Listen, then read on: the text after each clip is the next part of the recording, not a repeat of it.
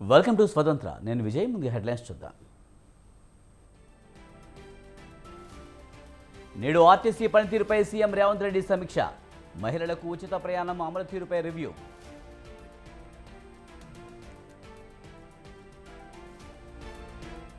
America నుంచి తిరిగొచ్చిన చంద్రబాబు హైదరాబాద్ చేరుకున్న TDP అధినేత.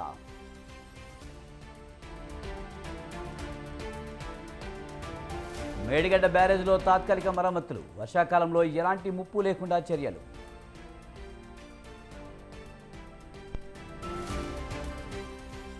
నేడు ఏసీబీ కస్టడీకి ఏసీపీ ఉమామహేశ్వరరావు. 3 రోజుల పాటు విచారణ.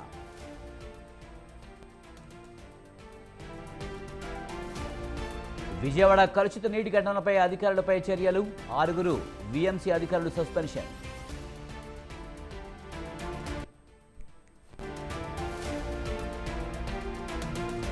మాజీ మంత్రి జేసీ దివాకర్ రెడ్డి సంతకాలు ఫోర్జరీ. దర్యాప్తు చేస్తున్న జూబ్లీహిల్స్ పోలీసులు.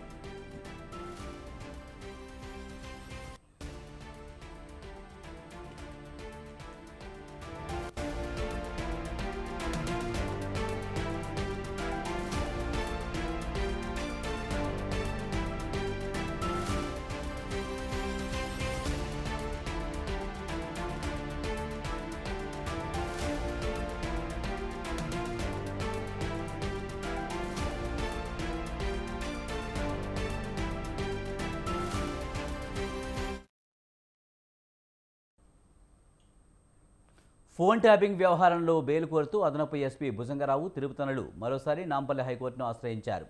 ఇవాళ నాంపల్లి కోర్టు వారి పిటిషన్లపై విచారణ చేపట్టనుంది. ఇప్పటికే గతంలో భుజంగరావు, తిరుపతనుల బెయిల్ని తిరస్కరించింది నాంపల్లి కోర్టు. భుజంగరావు, తిరుపతనుల బెయిల్ పిటిషన్లపై నేడు నాంపల్లి కోర్టులో విచారణ జరగనుంది.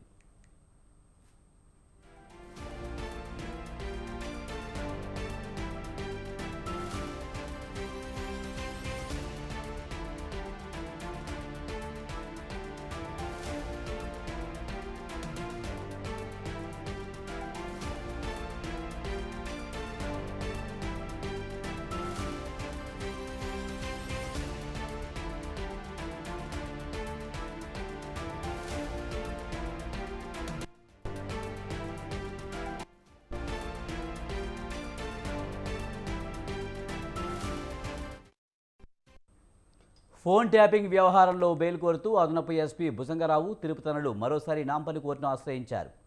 ఇవాళ నాంపల్లి కోర్టు వారి పిటిషన్లపై విచారణ చేపట్టనుంది. ఇప్పటికే గతంలో భుజంగరావు, తిరుపతనుల బెయిల్ను తిరస్కరించింది నాంపల్లి కోర్టు. భుజంగరావు, తిరుపతనుల బెయిల్ పిటిషన్లపై నేడు నాంపల్లి కోర్టులో విచారణ జరగనుంది.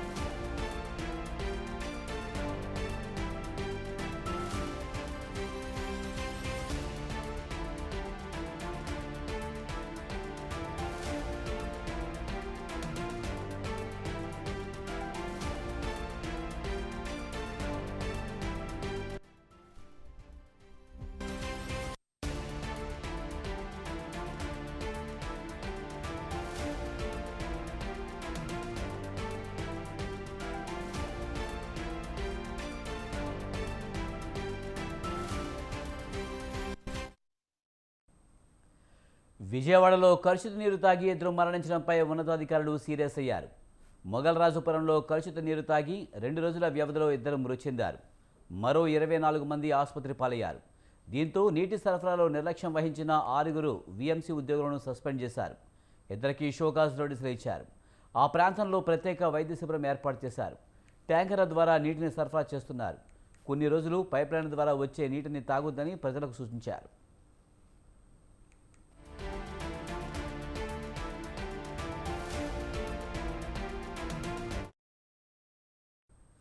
కలుషిత జలాలు నగర ప్రజలను కాటేస్తున్నాయి. మురికి కాలువల్లో వేస్తున్న పైప్ లైన్లు తుప్పుపట్టి పగిలిపోయి లీకేజీల కారణంగా కలుషితమవుతున్న తాగునీరు పట్టణ నగర వాసుల ఆయువును తీస్తుంది. అనారోగ్యంతో అనేక మంది ఆసుపత్రుల పాలవుతున్నారు. విజయవాడలోని మొగల్రాజుపురంలో కలుషిత నీరు తాగి 2 రోజుల వ్యవధిలోనే ఇద్దరు మృత్యువాత పడ్డం కలకలం రేపింది. మరికొంతమంది కలుషిత నీరు తాగడంతో అస్వస్థతకు గురయ్యారు. వాంతులు విరోచనాలతో ఆసుపత్రుల్లో చేరారు. కలుషిత నీరు తాగి ఆసుపత్రులు పాలైన వారి సంఖ్య రోజురోజుకు పెరుగుతోంది.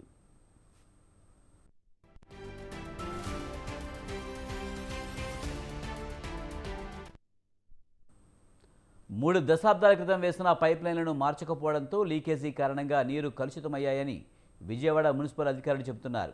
నీరు రంగు మారుతుంది. మురుగునీరు తాగునీటిలో కలిసి సరఫరా అవుతున్న అధికారులు పట్టించుకోకపోవడంతోనే ఇద్దరు మృతి చెందారని విపక్ష పార్టీలు ఆరోపిస్తున్నాయి.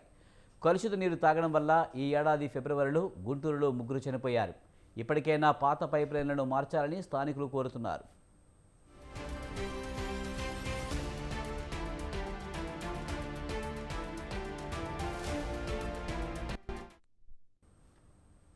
కలుషిత నీటితో ప్రజల ప్రాణాలు గాల్లో దీపంలా మారాయి. తుప్పుపట్టిన తాగునీటి పైపు లైన్లు ప్రజల ఆరోగ్యాన్ని హరిస్తున్నాయి. ఈ ఏడాది ఫిబ్రవరిలో కలుషిత నీరు తాగి గుంటూరులో 3 చనిపోగా 200 మందికి పైగా అనారోగ్యంతో ఆసుపత్రుల్లో చేరారు. అయినా ప్రభుత్వ యంత్రాంగం అలసత్వం వేడకపోవడంతో విజయవాడ మొగల్రాజుపురంలో కలుషిత జలాలు తాగి 2 రోజుల వ్యవధిలోనే ఇద్దరు బలయ్యారు. మరో 26 మంది వాంతులు విరోచనాలతో ఆసుపత్రుల్లో చేరారు. అస్వస్థతకు గురవుతున్న వారి సంఖ్య క్రమంగా పెరగడం ఆందోళన కలిగిస్తుంది.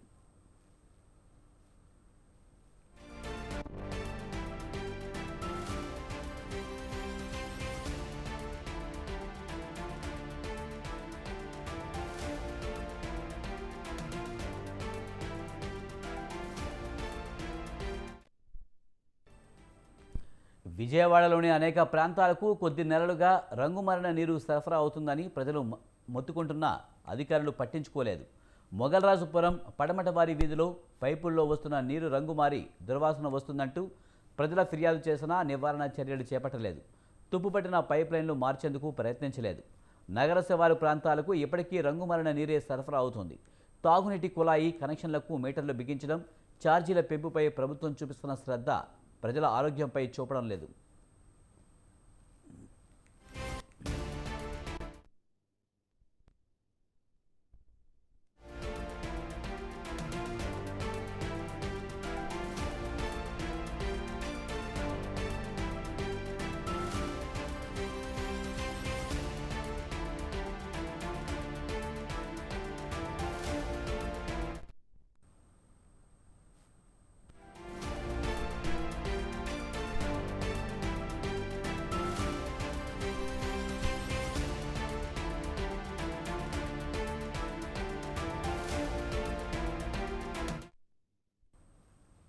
మాజీ మంత్రి జేసీ దివాకర్ రెడ్డి సంతకాలు ఫోర్జరీ చేశారని పోలీసులకు ఫిర్యాదు చేశారు.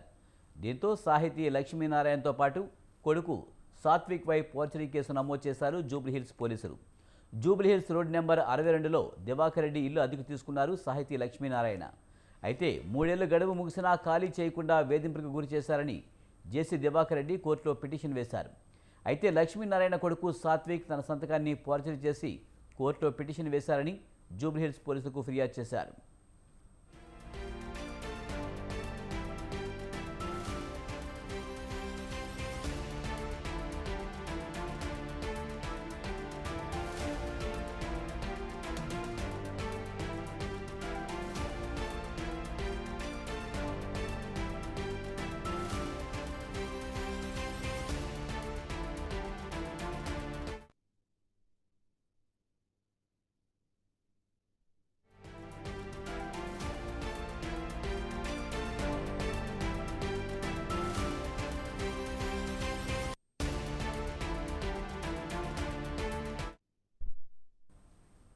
తెలంగాణ ప్రభుత్వంపై BRS party working president KTR మరోసారి మండిపడ్డారు.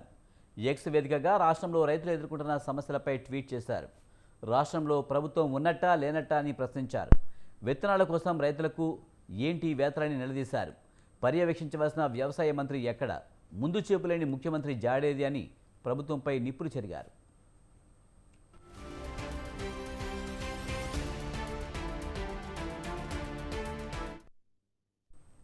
ఎన్నికల ప్రచారంలో తిరగడం తప్ప ఎన్ని ఎకరాలకు విత్తనాలు అవసరమో లెక్కే లేదా అంటూ కేటీఆర్ ఫైర్ అయ్యారు. నిన్న ధాన్యం అమ్ముకుందామంటే కొనేటట్టు లేడు, నేడు విత్తనాలు కొందామంటే అమ్మేటట్టు లేడని ఎద్దేవా చేశారు. పాలన పూర్తిగా పడకేసిందని చెప్పడానికి ఇంతకన్నా నిదర్శనం ఇంకేం కావాలి అని అన్నారు. సాగునీళ్లు ఇవ్వడం చేతకాక పంటలు ఎండగొట్టారని మండిపడ్డారు. ఇప్పుడు విత్తనాలు అందించే విజన్ కూడా లేదా అని ప్రశ్నించారు. తెల్లవారుజామున 4 గంటలకు లైన్లో నిలబడితే సాయంత్రం 4 గంటల వరకు విత్తనాలు ఇవ్వలేరా అని నిలదీశారు. గత 10 ఏళ్ల పాటు 10 నిమిషాల్లో అందిన విత్తనాలు ఇప్పుడు 10 గంటల పాటు పడిగాపులు పడినా అందించలేరా అని కేటీఆర్ ప్రశ్నించారు.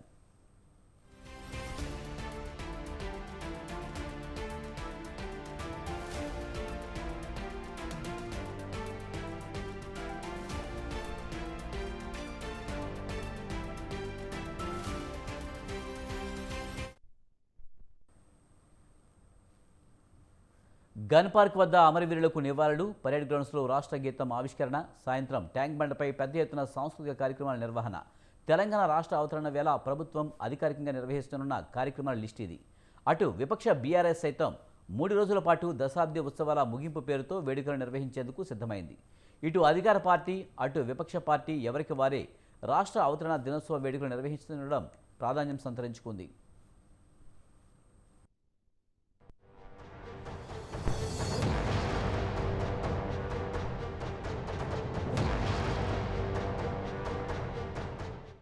రాష్ట్ర అవతరణ దినోత్సవం ఈ మాట వింటే చాలు తెలంగాణ యావత్తూ సంతోషంతో ఉప్పొంగిపోతుంది.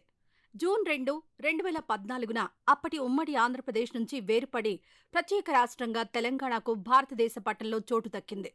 అంతే, పార్టీలకు అతీతంగా, కుల మతాలకు అతీతంగా ప్రజలంతా సంబరాలు జరుపుకున్నారు.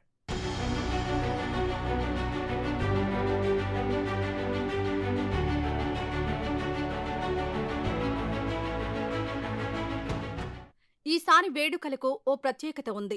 తెలంగాణ ఇచ్చిన కాంగ్రెస్ పార్టీయే రాష్ట్రంలో అధికారంలో ఉంది.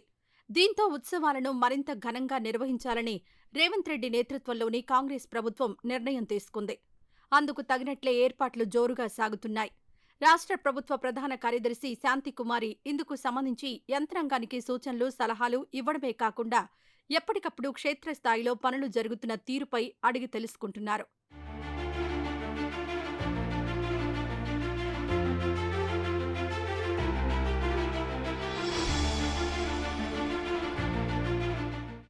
జూన్ 2న ఏర్పాటు చేసిన కార్యక్రమాలు షెడ్యూల్ విషయానికొస్తే ఉదయం గన్ పార్క్ వద్ద ఉన్న అమరవీరుల స్తూపం వద్ద సీఎం రేవంత్ రెడ్డి నివాళి అర్పిస్తారు. తెలంగాణ రాష్ట్ర సాధనలో అమరులైన వారిని గుర్తుకు తెచ్చుకుని వారి త్యాగాలను స్మరించుకుంటారు. అనంతరం సికింద్రాబాద్లో ఉన్న పరేడ్ గ్రౌండ్స్కు చేరుకుంటారు. జాతీయ పతాకాన్ని ఎగురవేసిన తర్వాత రాష్ట్ర గీతాన్ని ముఖ్యమంత్రి ఆవిష్కరిస్తారు. అనంతరం రాష్ట్ర ప్రజలను ఉద్దేశించి ప్రసంగిస్తారు సీఎం రేవంత్ రెడ్డి.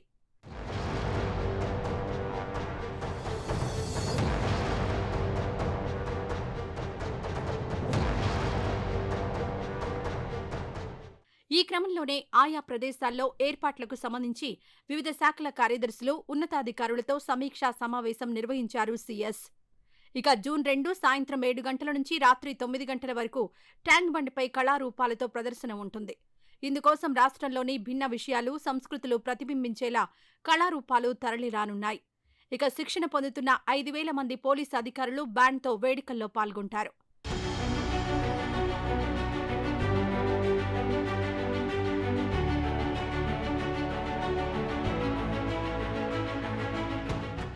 రాష్ట్ర అవతరణ దినోత్సవం సందర్భంగా దాదాపు 80 స్టాళ్లను ఏర్పాటు చేసి హస్తకళలు, చేనేత, స్వయం సహాయక బృందాలు తయారు చేసిన వస్తువులను ప్రదర్శనలో ఏర్పాటు చేస్తారు. ఇక నగరంలోని పలు హోటళ్లు సైతం స్టాళ్లను ఏర్పాటు చేయనున్నాయి. ఇక కార్యక్రమానికి వచ్చే వారి కోసం పలు రకాల క్రీడలతో కూడిన వినోదశాలను ఏర్పాటు చేస్తున్నారు. సాంస్కృతిక కార్యక్రమాల అనంతరం బాణాసంచా ప్రదర్శన, లేజర్ షో ఏర్పాటు చేసింది తెలంగాణ రాష్ట్ర ప్రభుత్వం. ఇక రాష్ట్రమంతా పండుగ రోజు కావడంతో ప్రభుత్వ కార్యాలయాలు విద్యుత్ దీపాల వెలుగులతో దగదగా మెరిసిపోనున్నాయి. ఇందుకు సంబంధించిన ఏర్పాట్లన్నీ శరవేగంగా సాగుతున్నాయి.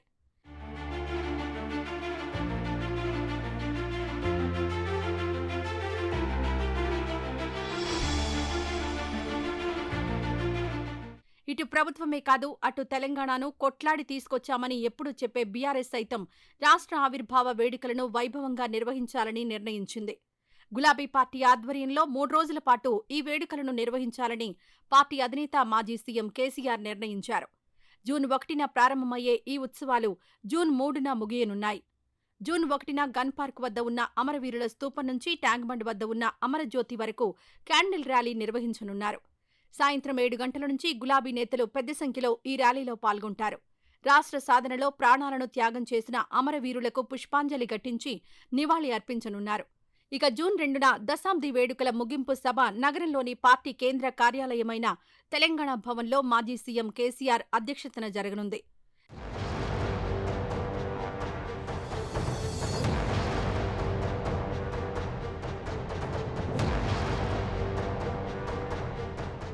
రాష్ట్ర అవతరణ దినోత్సవం సందర్భంగా మహానగరం హైదరాబాద్లోని పలు ఆసుపత్రుల్లో, అనాథ శరణాలయాల్లో బీఆర్ఎస్ ఆధ్వర్యంలో పండ్లు, స్వీట్ల పంపిణీ కార్యక్రమాలు నిర్వహిస్తారు. ఇక జూన్ 3న రాష్ట్ర వ్యాప్తంగా అన్ని జిల్లాల్లో ఉన్న బీఆర్ఎస్ పార్టీ కార్యాలయాల్లో తెలంగాణ ఆవిర్భావ దశాబ్ది ముగింపు వేడుకలు నిర్వహిస్తారు. ఈ సందర్భంగా పార్టీ జెండాతో పాటు జాతీయ జెండాను ఎగురవేస్తారు. తెలంగాణ ప్రత్యేక రాష్ట్రాన్ని సాధించడమే కాకుండా స్వరాష్ట్రంలో తొలి ప్రభుత్వాన్ని ఏర్పాటు చేసిన ఘనత బీఆర్ఎస్కే దక్కుతుందన్నారు మాజీ సీఎం కేసీఆర్. ప్రజలిచ్చిన ఈ అవకాశాన్ని సద్వినియోగం చేసుకున్నామని తెలిపారాయన. ఈ నేపథ్యంలో వచ్చిన దశాబ్ది ఉత్సవాల ముగింపు వేడుకల్లో రాష్ట్ర, జిల్లా స్థాయి పార్టీ నాయకులు, కార్యకర్తలు పెద్ద ఎత్తున పాల్గొని వేడుకలను వైభవంగా నిర్వహించాలని బీఆర్ఎస్ శ్రేణులకు పిలుపునిచ్చారు గులాబీ బాస్ కేసీఆర్.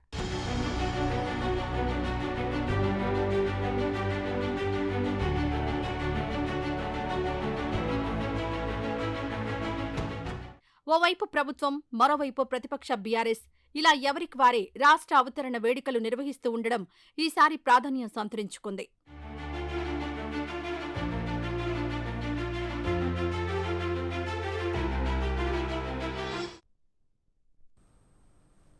దేశంలో సార్వత్రిక ఎన్నికల ఫలితాలకు సమయం ఆసన్నమైంది. అయితే ఓట్ల లెక్కింపులో బీజేపీ అవకతవకలకు పాల్పడిన ప్రజా తీర్పును మార్చే ప్రయత్నాల్లో ఉందంటూ కమలనాథులపై అనుమానం వ్యక్తం చేస్తున్నాయి పౌర సంస్థలు.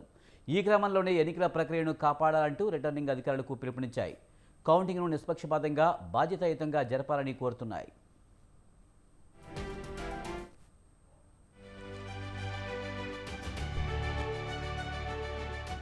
జూన్ 4న వెలువడే లోక్సభ ఎన్నికల ఫలితాలపై దేశం మొత్తం ఎదురుచూస్తోంది. ఎన్డీఏ కూటమి, ఇండియా కూటమి మధ్య టగ్ ఆఫ్ వార్ నడిచిన నేపథ్యంలో గెలుపు ఎవరిని వరిస్తుందన్న ఆసక్తి నెలకొంది. 10 ఏళ్లుగా ప్రతిపక్ష పార్టీకే పరిమితమైన హస్తం నేతలు ఇప్పటికైనా దేశాన్ని ఏలాలని కలలు కంటున్నారు. మోదీని గద్దెదించి అధికారం చేజిక్కించుకోవాలని ఉవ్విళ్లూరుతున్నారు. అయితే ఇప్పటికే 2 సార్లు కేంద్రంలో చక్రం తిప్పిన బీజేపీ హ్యాట్రిక్ కొట్టాలన్న తపనలో ఉంది. ఇందుకోసమే ఓట్ల లెక్కింపులో అవకతవకలకు పాల్పడే ప్రయత్నాల్లో ఉందని పౌర సంస్థలు తీవ్ర ఆరోపణలు చేస్తున్నాయి. ఈ నేపథ్యంలో ఎన్నికల ప్రక్రియను కాపాడాలని కోరుతూ 120కి పైగా సంస్థలు దేశంలోని 543 స్థానాల్లోని రిటర్నింగ్ అధికారులకు పిలుపునిచ్చాయి. కౌంటింగ్ను నిష్పక్షపాతంగా, బాధ్యతాయుతంగా నిర్వహించాలని విజ్ఞప్తి చేశాయి. ఈ మేరకు ఇటీవల బెంగళూరులో సంస్థలు సమావేశమయ్యాయి.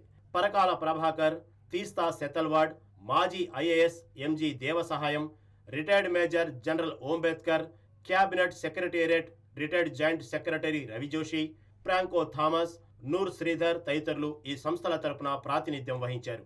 ఈ భేటీకి ఇండియా కూటమికి చెందిన ప్రతిపక్ష పార్టీ నేతలు కూడా హాజరయ్యారు.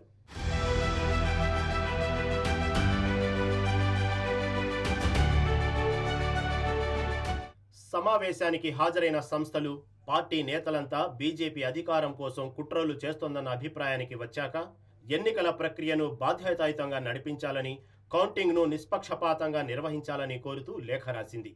ఆ లేఖలో ఎన్నికల కోడ్ను అధికార పార్టీ బీజేపీ నేతలు ఉల్లంఘిస్తున్నా ఈసీ చర్యలు తీసుకోలేదని లేఖలో పేర్కొంది. అందువల్లే ఆర్వోలైన ఎన్నికల ప్రక్రియలోని తటస్థతను కాపాడాలంటూ పలు సూచనలు చేశాయి. పోలింగ్ బూత్ల వారీగా పోలైన ఓట్ల వివరాలు నమోదయ్యే ఫామ్ 17C ప్రతి అభ్యర్థి వద్ద ఉండేలా చూడాలని, ఫామ్ 70C లోని వివరాలను సరిపోల్చే ఫామ్ బి కూడా అభ్యర్థులకు జారీ చేయాలని, మొత్తం లెక్కింపు ప్రక్రియ అభ్యర్థుల సమక్షంలో జరిగేలా చూడాలని కోరింది. అంతేకాదు వీడియో రికార్డింగ్ జరిపించాలని, ఓట్ల లెక్కింపులో ఎలాంటి తొందరపాటు పనికిరాదని, అవసరమైనప్పుడు 1కి 2 సార్లు ధృవీకరించుకోవాలని సలహా ఇచ్చాయి. బీజేపీపై చేస్తున్న ఆరోపణలకు కౌంటర్ ఇస్తున్నారు కమలనాథులు.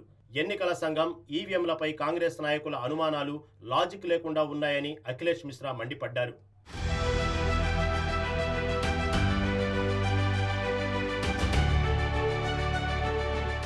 మరోపక్క జూన్ 4వ తేదీన వెలువడే ఫలితాల కోసం యావత్తు దేశం ఉత్కంఠంగా ఎదురుచూస్తుంది. ఈవీఎంలలో నిక్షిప్తమైన ఫలితాలపై తమ రాజకీయ భవిత్యం ఆధారపడి ఉండటంతో టెన్షన్లో ఉన్నారు అభ్యర్థులు.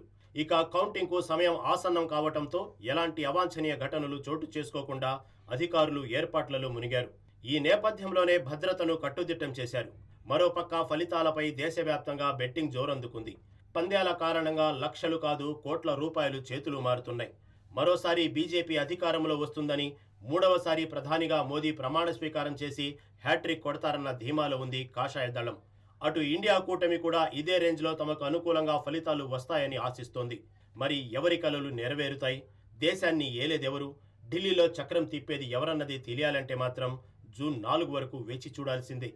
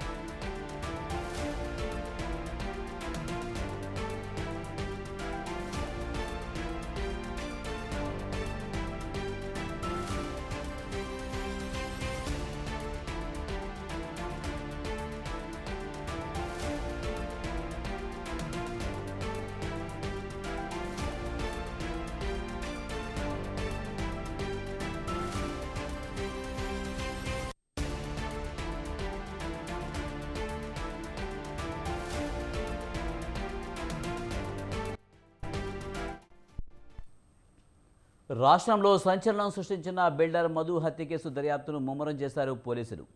ఈ కేసును దర్యాప్తు చేసేందుకు కర్ణాటక పోలీసు బృందం చింతలకు వచ్చింది.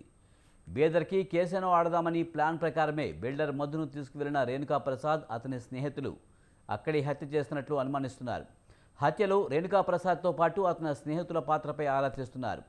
రేణుకా ప్రసాద్, చింతల్, వాజ్పేయి నగర్కి చెందిన వరుణ్, సిద్ధార్థరెడ్డిలను విచారణ జరిపినట్లు సమాచారం. కర్ణాటకలో హత్య జరిగిన రోజు నుంచి రేణుకా ప్రసాద్, వరుణ్, సిద్ధార్థరెడ్డిలు పరారీలో ఉన్నారు. నిందితులు ప్లాన్ ప్రకారమే మేడ్చల్ కోర్టులో ముందస్తు బెయిల్కు అప్లై చేసుకున్నారని పోలీసులు చెబుతున్నారు. ఆస్తి కోసమే హత్య చేసి ఉంటారని పోలీసులు భావిస్తున్నారు.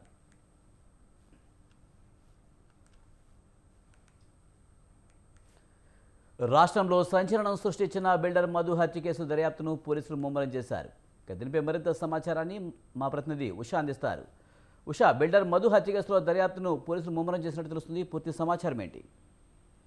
విజయ్, మేడ్చల్ జిల్లా చింతల్ కి సంబంధించినటువంటి బిల్డర్ మధు హత్య కేసులో సంచలన విషయాలు వెలుగులోకి వస్తున్నాయి. బిల్డర్ మధుకి సంబంధించి ఏదైతే బీదర్ సమీపంలో హత్య చేసి, అలాగే ఆ హత్య జరిగిన వెంటనే అక్కడ నుంచి పారిపోయారు ఎవరైతే రేణుకా ప్రసాద్ అనే ఫ్రెండ్స్, అలాగే చింతల్ వాజ్పేయి నగర్ కి చెందినటువంటి వరుణ్, లిఖిత్, సిద్ధార్థ్, ఈ ముగ్గురు ప్రమేయం కూడా ఇందులో ఉన్నట్టుగా కూడా లోతుగా విచారణ అయితే చేస్తున్నారు. కర్ణాటకలో హత్య జరిగినట్టు ఇప్పటికే ప్రాథమికంగా అయితే పోలీసులు నిర్ధారించారు. ఇప్పటికే వీరెవరైతే ఉన్నారు రేణుకా ప్రసాద్, అతని స్నేహితుడికి సంబంధించి మేడ్చల్ కోర్టులో కూడా ముందస్తు బెయిల్ కి అయితే ప్లాన్ ప్రకారమే యాంటిసిపేటరీ బెయిల్ కోసం అయితే అప్లై చేసుకున్నట్టుగా తెలుస్తుంది.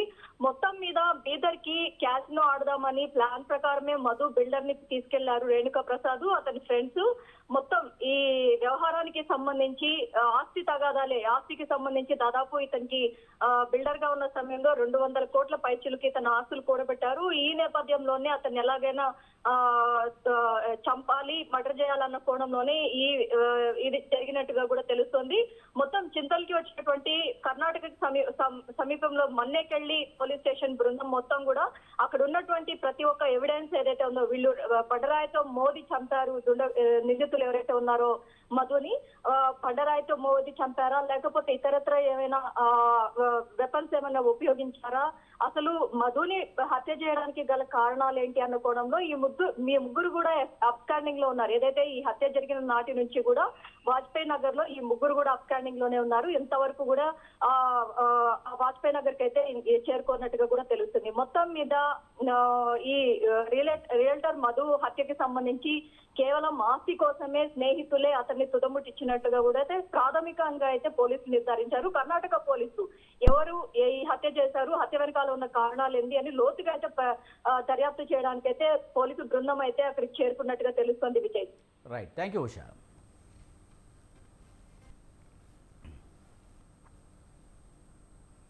జూన్ 4న ఓట్ల లెక్కింపు ఏర్పాట్లను శ్రీ సత్యసాయి జిల్లా కలెక్టర్ అరుణ్ బాబు పరిశీలించారు.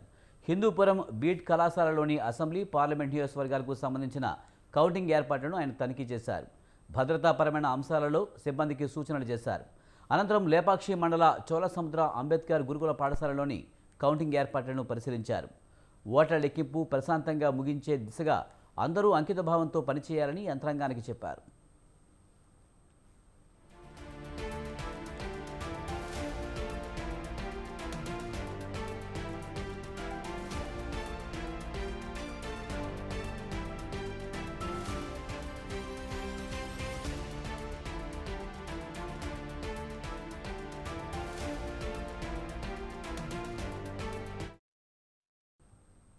స్వతంత్ర టీవీలో ప్రసారమైన తాగునీటి సమస్యపై నిజామాబాద్ ఎల్లారెడ్డి ఎమ్మెల్యే మదన్ మోహన్ స్పందించారు.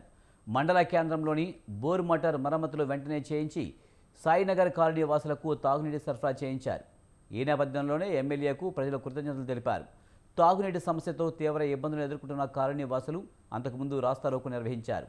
అది కాస్త స్వతంత్ర టీవీలో ప్రసారమై సోషల్ మీడియాలో వైరల్గా మారింది.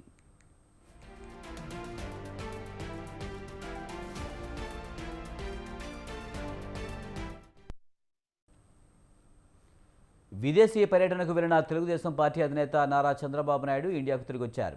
ఏపీలో ఎన్నికల తర్వాత విదేశాలకు వెళ్లిన చంద్రబాబు ఈరోజు ఉదయం అమెరికా నుంచి హైదరాబాద్ చేరుకున్నారు.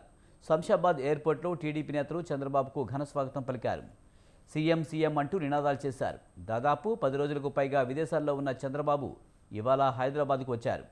రేపు ఆయన అమరావతికి వెళ్లే అవకాశం ఉంది.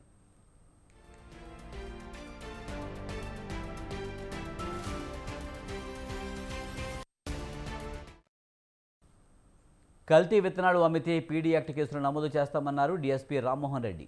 జయశంకర్ భూపాలపల్లి జిల్లా గారేపల్లిలో పెస్టిసైడ్స్ అండ్ ఫెర్టిసైడ్స్ వివిధ రైతుల ఉత్పత్తికి సంబంధించిన దుకాణాలపై ఆయన ఆకస్మికంగా తనిఖీ చేశారు. రైతులకు అమ్మిన సరుకును రసీదును పరిశీలించారు. రైతుల నుంచి ఫిర్యాదులు రాకుండా వారికి సహకరించాలని దుకాణదారులను కోరారు. ఈ తనిఖీల్లో కాటారం డీఎస్పీతో పాటు కాటారం ఎస్ఐ, సిఆర్పీఎఫ్ పోలీస్ సిబ్బంది పాల్గొన్నారు.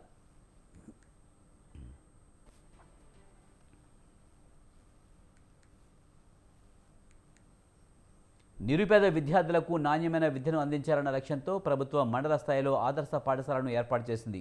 పరిగి మండల పరిధిలోని జాఫర్పల్లి గ్రామ శివారులో 2016లో ఆదర్శ పాఠశాల భవనాన్ని నిర్మించింది. మౌలిక సదుపాయాలను మరిచారు. ఈ ఆదర్శ పాఠశాలలో 8 ఏళ్లుగా ఉపాధ్యాయులు, విద్యార్థులు అవస్థలు పడుతున్నా ఉన్నతాధికారులు స్పందించడం లేదని పలువురు తల్లిదండ్రులు ఆవేదన వ్యక్తం చేస్తున్నారు. పలుమార్లు అధికారుల దృష్టికి తీసుకువెళ్లినా ఫలితం లేకుండా పోయిందని యాజమాన్య కమిటీ పేర్కొంది. ఈ సెలవుల్లోనైనా సమస్యలు పరిష్కరించాలని కోరుతోంది.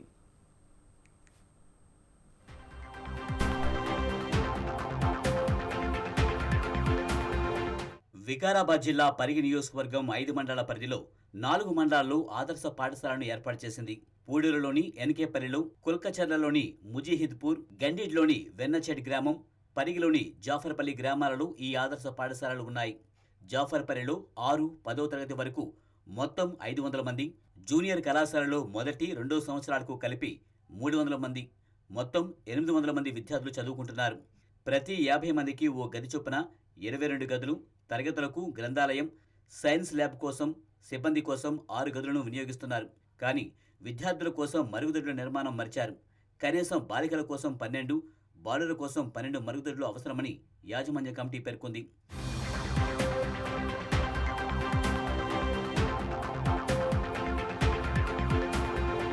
సిబ్బంది కోసం నిర్మించిన 10 మరుగుదొడ్లలో 4 బాలికలు, 6 బాలురు వాడుతూ తీవ్ర ఇబ్బందులు పడుతున్నారు. 800 మంది విద్యార్థులకు నిర్దేశించిన సమయం సరిపోక మూత్రశాలలకు వెళ్లలేక మానసిక ఒత్తిడికి గురవుతున్నారు. దీంతో చదువుపై శ్రద్ధ చూపలేకపోతున్నామని పలువురు విద్యార్థులు ఆవేదన వ్యక్తం చేస్తున్నారు. తప్పనిసరి పరిస్థితుల్లో బాలురు ప్రహరీ పరిసరాల్లోని మూత్ర విసర్జన చేస్తుండటంతో ఆ ప్రాంతంలో దుర్గంధం వెదజల్లుతోంది. మా స్కూల్లో వాష్రూమ్స్ సరిగా లేవు. ఉన్న 5 వాష్రూమ్స్ కూడా సరిగా లేవు. అవి కూడా టీచర్స్ వాష్రూమ్సే మేము యూజ్ చేస్తున్నాం. ఉన్న 400 మెంబర్స్ని క్యూలో నిలబడితే అప్పటికి టైం అయిపోతుంది. వాళ్ళు మాకు వాష్రూమ్స్ కట్టియాలని అనుకుంటున్నాం. గ్రౌండ్ రాళ్ళు ఉంటవి. గ్రౌండ్ను కూడా మంచిగా చేయాలి, దాన్ని మంచిగా చేయాలి, ఇంకా వాష్రూమ్స్ కూడా మంచిగా చేయాలి. మాకు టాయిలెట్స్ కొద్దిగా బాగాలేవు. సార్ వాళ్ళు వాడేటివే మాకు ఇచ్చారు, అందులోనే మేము వాడుకుంటున్నాం. అవి 6 ఉన్నాయి, లైన్లో నిలబడేటికల్లా లేట్ అవుతుంది. అది అప్పుడే బెల్ అయ్యి క్లాస్ టైం అవుతుందని వెళ్ళిపోతున్నాము. అలాగే గ్రౌండ్ కొద్దిగా బాగాలేదు, అది మొత్తం రాళ్ళు పైకి తేలి కింద పడితే దెబ్బలు తాకుతున్నాయి. మళ్ళీ ఆడుకోనికి విధంగా కొంచెం ఇబ్బందిగా ఉంది. ఆట స్థలం విశాలంగా ఉన్న ఎగుడు దిగుడుగా ఉండడంతో విద్యార్థులు ఆటలకు దూరమవుతున్నారు. కొందరు గాయాల పాలవుతున్నా పలువురు విద్యార్థులు జిల్లా స్థాయిలో రాణిస్తున్నారు. విద్యార్థుల దేహ దారుఢ్యం కోసం ఆడే ఆటలకు ఆట స్థలం చదునుగా లేకపోవడంతో ఇబ్బందిగా ఉంది. ఆటలపై మక్కువ ఉన్నా ఆడలేకపోతున్నామని, ఆట స్థలం చదును చేయించాలని పలువురు విద్యార్థులు కోరుతున్నారు. ఈ బాత్రూములు టీచర్లకు ఈ కట్టినప్పుడు టీచర్లకు కట్టినారు, విద్యార్థులకు విద్యార్థినులకు లేవు. వాటిని త్వరగా పిల్లలకు కట్టించి పిల్లలకు అందుబాటులోకి తెస్తే వాళ్ళకు మంచిగా ఉంటుంది. మధ్యాహ్న భోజనం కూడా ఆ వంట చేయడానికి మధ్యాహ్నం వానాకాలం చాలా ఇబ్బంది అవుతున్నది. దాన్ని కూడా ఒక రూమ్ కట్టించి పిల్లలకు సరిగ్గా భోజనం అందించడానికి వీలుంటుంది. కాబట్టి వాన పడుతుంటే పిల్లల కట్టెలు జర పచ్చిగుండి అంటక అది ఇది ఇబ్బంది అవుతుంది. వంట కూడా కొంచెం మంచిగా కాదు. ఆ రూమ్ ఉంటే వాళ్ళు మంచిగా చేసి పిల్లలకు మంచి అన్నం అందించడానికి అవకాశం ఉంటుంది. వంటగది లేక నిర్వాహకులు అవస్థలు పడుతూ ఆరు బయటే వండుతున్నారు. ఎండ, వాన, గాలి వీస్తున్నా ఆరు బయటే వండుతుండడంతో విద్యార్థులకు నాణ్యమైన భోజనం అందడం లేదు. వంటగది లేక రేకుల షెడ్ వేసుకున్నా. ఆ రేకుల షెడ్ గాలికి ఏం చేస్తున్నాయంటే రేకులు లేచిపోతున్నాయి, మంట సరిగా మంతలేదు, కట్టెలు నానిపోతున్నాయి. మేము వాడుకొని బొగాన్లు కూడా లోపల పెట్టుకొని మళ్ళీ ఉదయం తెచ్చి ఇక్కడ వేసుకొని మళ్ళీ తర్వాత గడుకొని లోపల పెడుతున్నాము. మాకు గది కావాలని ప్రభుత్వాన్ని మనవి చేస్తున్నాం. పాఠశాలలో నెలకొన్న సమస్యలను పరిష్కరించాలని ఉన్నతాధికారుల దృష్టికి తీసుకువెళ్లిన పలుమార్లు పాఠశాలను సందర్శించిన ప్రజాప్రతినిధులు సచివాలయాలను నిర్మిస్తామని, ఆట స్థలాన్ని చదువు చేయిస్తామని చెప్పారు. కానీ సమస్యలు అలాగే ఉన్నాయన్న ఆరోపణలు వెల్లువెత్తుతున్నాయి. పాఠశాలలో విద్యార్థులకు సంబంధించి బాయ్స్ గర్ల్స్ సంబంధించినటువంటి టాయిలెట్స్ సరిపడా లేవు. స్టాఫ్ టాయిలెట్స్ మాత్రమే పిల్లలకు ప్రస్తుతానికి అడ్జస్ట్ చేయడం జరుగుతుంది. గర్ల్స్కు దాదాపు మనకు 12 వరకు అవసరం, కానీ ఓన్లీ లేడీ టీచర్ సంబంధించినటువంటి టాయిలెట్స్ మాత్రమే దాదాపు 400 మంది విద్యార్థులకు అడ్జస్ట్ చేయడం జరుగుతుంది. అదేవిధంగా జెంట్స్ కూడా మనకు దాదాపు 12 టాయిలెట్స్ అవసరము, కానీ అక్కడ ఒక 6 మేల్ టీచర్ సంబంధించినటువంటి టాయిలెట్సే వాళ్ళకి అడ్జస్ట్ చేయడం జరిగింది. వీటికి సంబంధించి డిపార్ట్మెంట్కు మేము ప్రతి సంవత్సరం యూడై ద్వారా తెలియజేయడం జరుగుతుంది. కానీ సకాలంలో స్పందించి టాయిలెట్స్ మంజూరు చేస్తారని ఆశిస్తున్నాను. విద్యార్థుల సమస్యలను మరోసారి ప్రభుత్వం దృష్టికి తీసుకువెళ్లి రానున్న విద్యా సంవత్సరం ప్రారంభంలోగా ఆదర్శ పాఠశాలలో నెలకొని ఉన్న పలు సమస్యలను పరిష్కరించాలని పలువురు విద్యార్థులు, తల్లిదండ్రులు కోరుతున్నారు.